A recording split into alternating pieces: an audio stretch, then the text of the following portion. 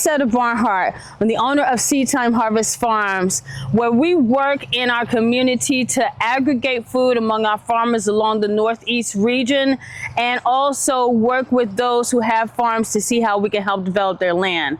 But the first land I need to develop is that here on our farm. So we're working in collaboration with the food partners to host a farm field day, but I want to share with you a little bit about our history, where Seed Time came from, who I am, and why we're here, how we got here. My whole focus, well, it wasn't even a focus. My reason for coming to Florida was to attend FAMU. There was no other college I really wanted to go to, and after years and time, I did receive my degree in health information management, which started me on this journey in looking at health and its dynamics. I worked in my county, in Jefferson County, in the world of maternal and child health, having my own children, but then also sponsoring a doula program where we work with women in our communities to not only educate them about the process of childbirth, but about health, their well-being, and food.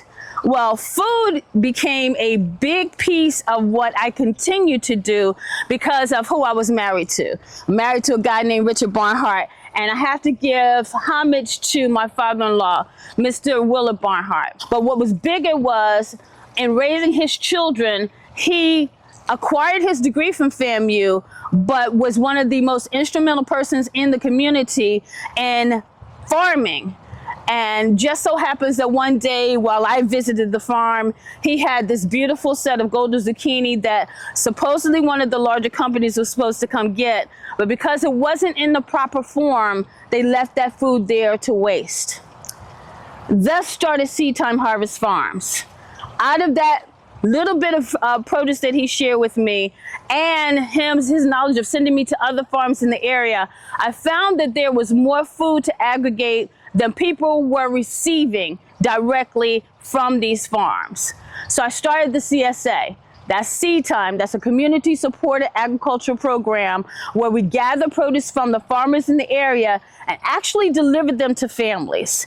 This started a whole movement of interaction between farmers each season that we offered our services of a CSA, and new consumers that learned of our services and how we aggregated that food and delivered it to their doors. So 2012 was when we started that venture. It's now 2025, and Sister Girl is still rolling down this road of providing fresh food for our communities. But over that 12, 13-year span, we've met with several farmers, and we learned their practices. We learned what was good about farming. We learned what was bad about farming. We learned a whole lot of things. And then we started to partner with organizations like FAMU. And today, we're partnering with NCAT, FAMU, and Florida Organics to host this farm event. So we want to share with you some of our regenerative practices, because one of the things that I know is very important is not only that we eat the proper foods, but that our foods are grown in the proper way.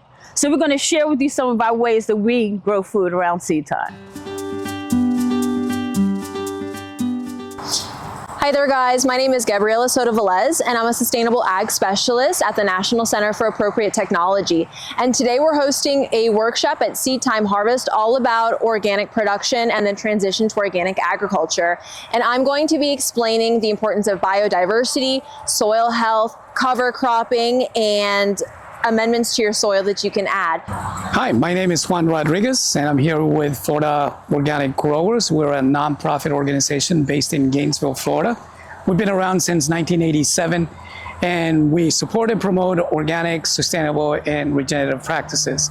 Our job is to inform farmers and consumers about organic food, the benefits of growing and eating organic foods. And we're also promoting the Southeast Organic Transition to Organic Partnership Program, TOPP, where farmers can receive information about how to become organic, meaning community development. We're collecting data throughout the region, and when I say the region, I'm talking about the Southeast region, which includes the Carolinas, Georgia, Alabama, Louisiana, Mississippi, of course Florida, and the two territories, Puerto Rico and the Virgin Islands.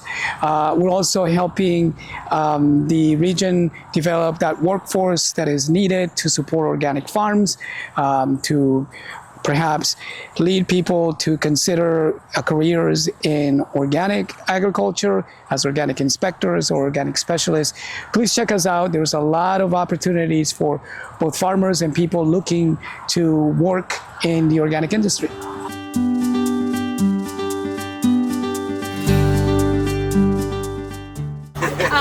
This is a wonderful time. I'm really excited about these partnerships that we're forming with Florida Organics and with NCAT.